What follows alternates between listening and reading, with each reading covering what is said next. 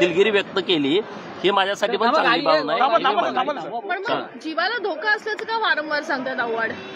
Sir हा बोला तरी एक त्यांना विचार. तुमचं मुश्किल हास्य आहे. अरे नाही भाऊ, आता काय बोलणार मी, काय बोलू. पण साहेब मी प्रकरण मिटलं असं तुम्ही तुमच्या परीने अरे मग आता काय झालं की मिटलं की काय त्याला. नाही पण साहेब या प्रकरणामध्ये तुमचा काही आरोप आहे का? माझा काय नाही आरोप. ते म्हणतात की कारण शिवीगाळ तर तुम्हाला पण करण्यात आली होती ना काल. त्यामुळे तुमचा काही आरोप नाही शिवीगाळ मला. तुम्हाला डिवोर्स नितीन देशमुख यांनी तुम्हाला देखील शिवीगाळ केली होती अशी माहिती आहे. हो, पण तो नितीन देशमुख कोण मी ओळखतच नाही. तर मी कशाला बघितली, ठाण्याची लोक, मी इकडचा. तर आता जाऊ दे तो विषय.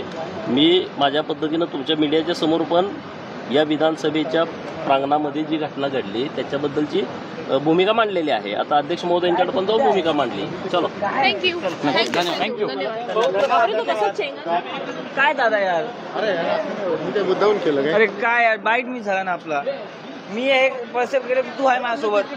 अरे तुला मी बोलत चल पटकन माझ्या पाठी धावत. तू असा एकदम स्पीडली गेला, मी हे सगळं पकडून कसं आहे सगळं चांगलं